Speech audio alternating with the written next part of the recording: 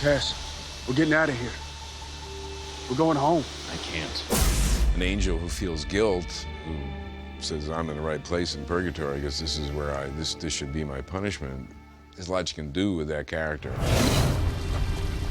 You know, it's just one piece of the proof that this character that started out as very much a warrior angel who rescues Dean from hell had a certain richness. Despite his mistakes, Castiel's heart was always in the right place. He's got this power, he's got this connection to heaven, but he's behaving, you know, he has the emotions of a mortal, and those things always conflict within him. It allows us to learn more about our own humanity. When you have a character that's a blank slate, it allows you to explore so many things about humanity, the good and the bad.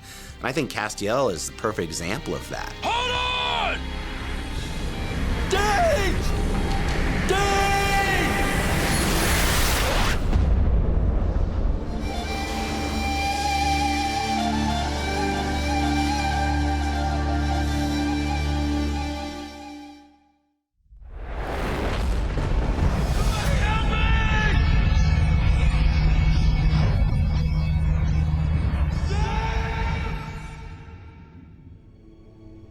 Well, I think one of the first very important jobs that had to get done was Dean had to get out of hell, which is a big problem. We toyed with the idea of there being a kind of a quest or a large sort of series of events that took place for Dean to get out of hell, and it really came down to, we knew it was going to happen, so why not have it just happen? You start in the writer's room talking about what types of things could actually pull Dean from hell, and knowing that we wanted to start getting into these ideas of angels and heaven and everything. At its root, it was just very smart that this divine thing pulled him out. And then he's sort of pursued by this sort of what seems like a sinister, unseen force. That was the entity, Castiel, without a vessel, trying to make contact with Dean.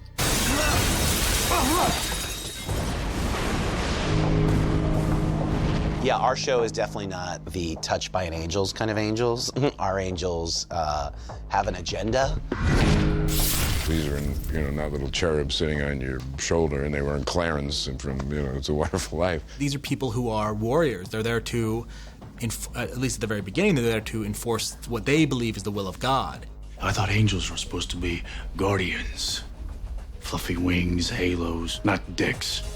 Supernatural branching into the world of angels, that's a pretty big deal. It was, mythologically speaking, a big branch. And Jensen and I both were like, well, we didn't sign up to make like a show about religion. Like, that's not what we're trying to do as actors. And when we signed up for Supernatural, we thought we were making like urban legends, myths, blah, blah, blah. I wasn't quite sure where they were taking it. I mean, now all of a sudden we were dealing with angels and demons, whereas before we were dealing with, ghosts and goblins. You guys want to run lines, or? His name's Misha. Misha? They sent out the sides for this audition for the role of Castiel. The sides said it was a demon because Eric didn't want to reveal that they were adding an angel to the show. The first episode of the fourth season was built to really be this slow build with a big kind of introduction at the end of it. So keeping it quiet was pretty important. I did one take of the scene, and Eric said, okay, good, but actually, you're cat's out of the bag, you're an angel, not a demon. Now do it again. And I did, and apparently he liked what I did, because I got the part. The season premiere of season 4, which was the episode that I first appeared in, at McGee's offices, sort of at the screening party, and Sarah Gamble, the writer and producer, was standing next to me, and right when I came on screen, she leaned over and whispered to me, your life is about to change. And then, lo and behold, it really has changed remarkably, and it's been quite exciting. I'm an angel of the Lord. When we bring in Castiel, he's in a human form. If you were to look at an angel, you'd be blinded and you'd be deaf from the sound of it. There's a lot that we owe to that badass presentation of angels. Like, there's Constantine, there's prophecy, with Christopher Walken.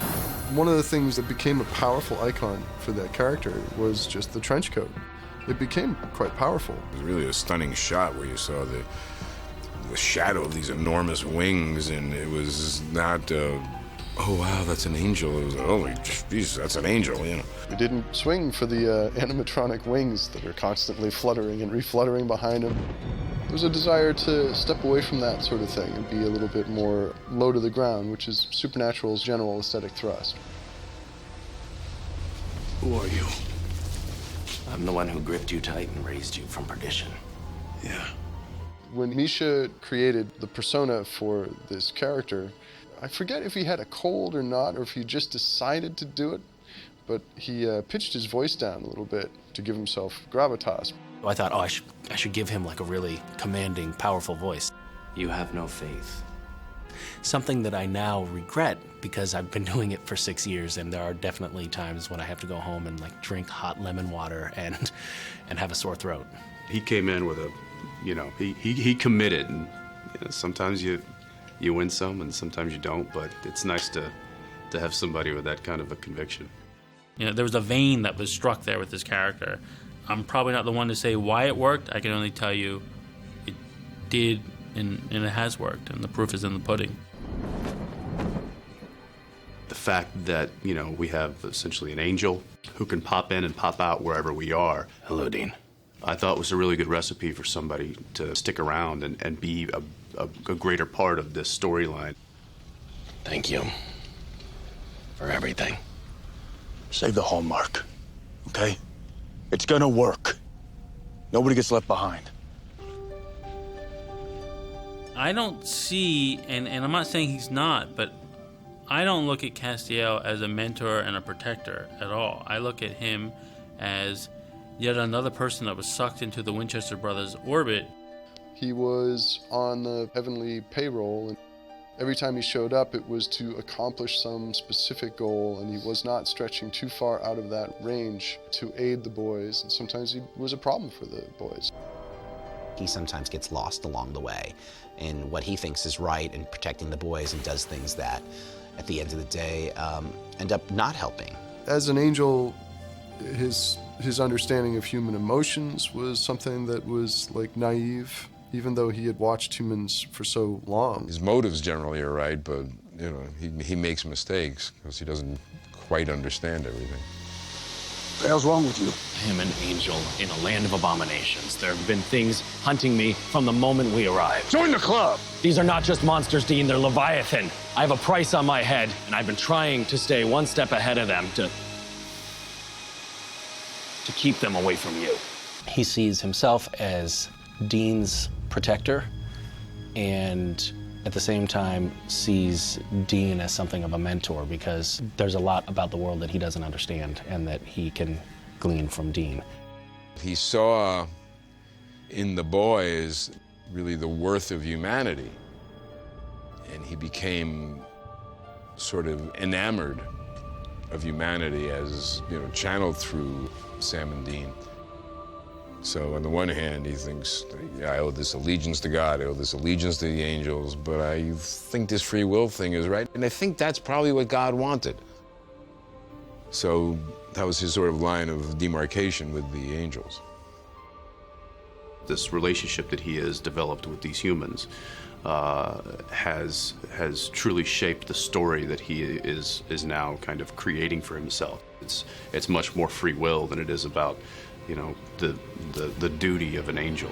Castiel is the boys' best ally. He's kind of the one friend that isn't each other that they've been able to rely on for years.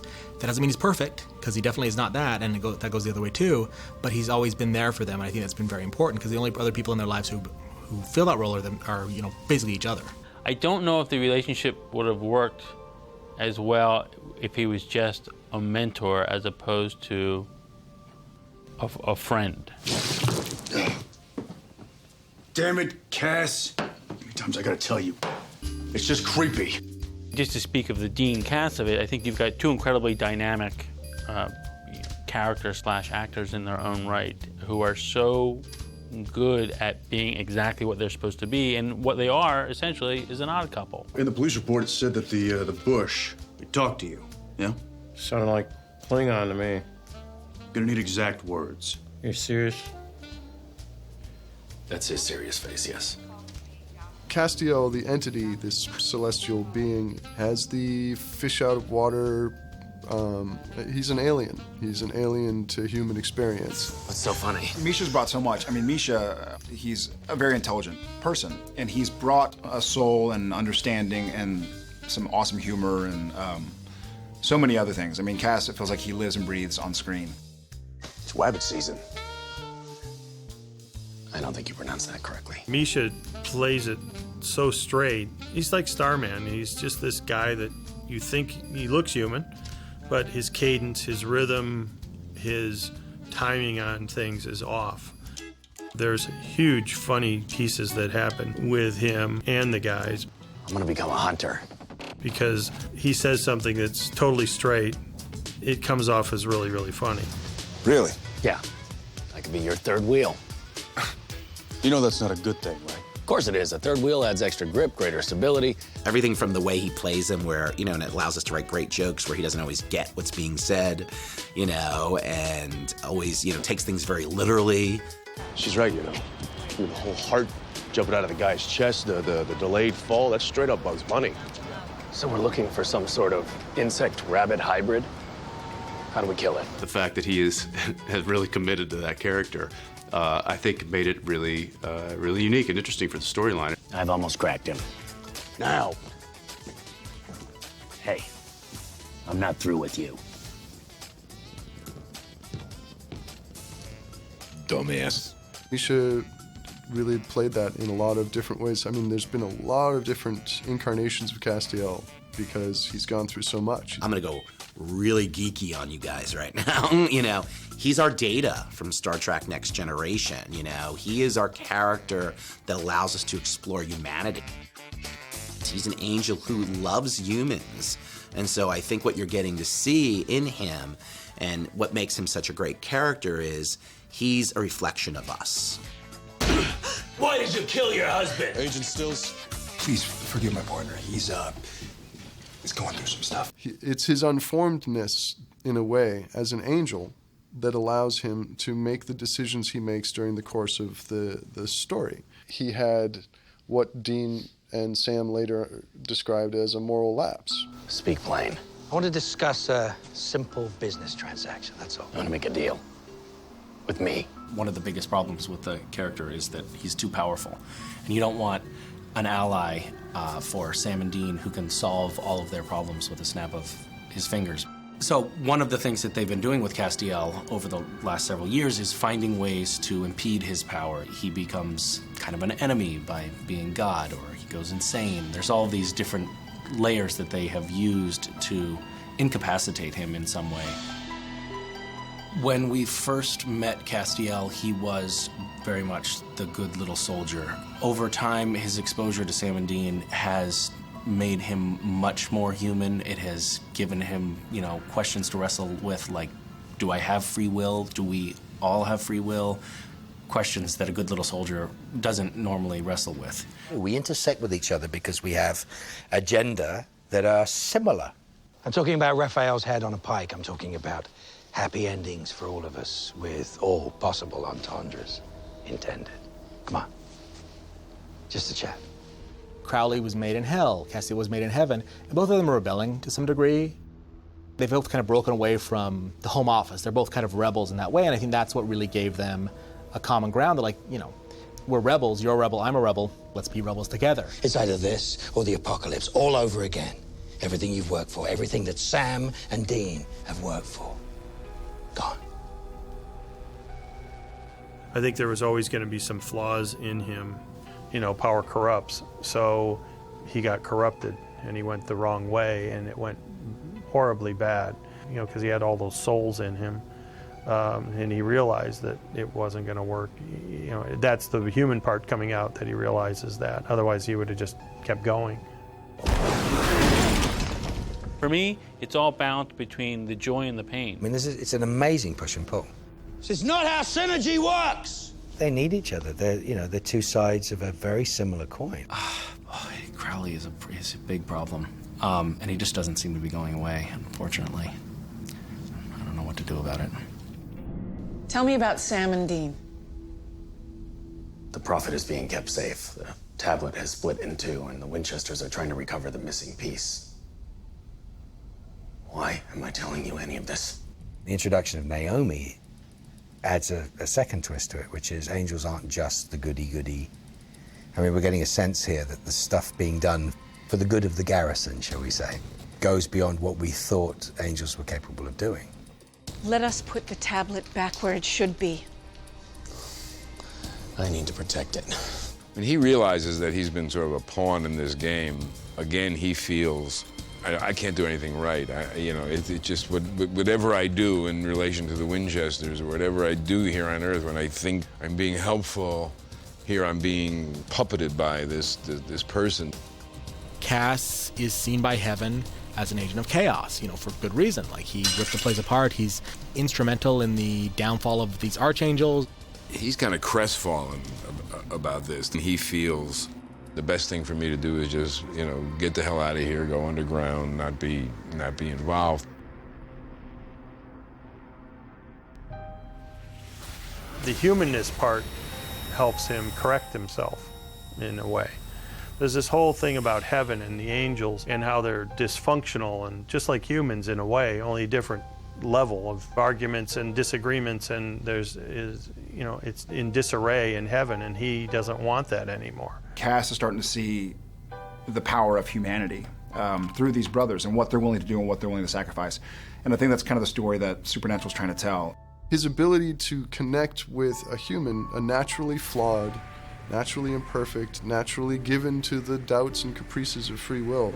There's something broken in Cass that resonates with whatever it is that is broken in humanity. Castiel! Castiel! There's a crack in Cass, I put forward. The crack through which amazing things come. That's why he keeps coming back.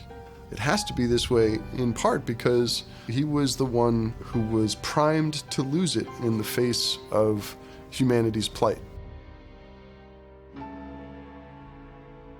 He realizes the importance of the angel tablet, and his one last sort of thing of, I'm going to do the right thing, is I'm going to protect this tablet. They're getting closer. What's that, Chief? This is my last connection to God, really, and I have this tablet, and I'm going to, at all costs, hold it and keep it. I don't want the angels to have it. I don't want the Winchesters to have it.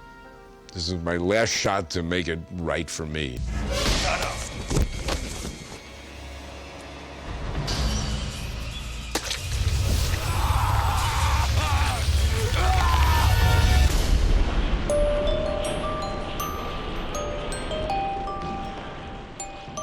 You can write a great character, but if it's not acted right, then it doesn't mean anything. And what really any writer or producer will tell you is what's amazing, and I know this is the case with Misha, where you write a great character, but then they come in and even bring it to a whole other level. You have a universe, you have stories you want to tell, you have different moving parts, and if someone's a moving part that kind of, spin and spin and spin, you're always going to get more use out of them versus the one person that's just there for a little while. Sometimes you know that kind of early on, but more often it is something that is only apparent in hindsight. That's also something that has worked well for me. It's just gratifying and interesting to play something that is always changing and not to be sort of stuck in a rut. A character like any character, but especially a character like Castiel, who's grown so much, really is a collaboration between the writers, the directors, the production, and particularly the actor. Misha he's amazing as Cass, and I think this guy's gonna do okay. I think this is not the last we'll see of this Misha.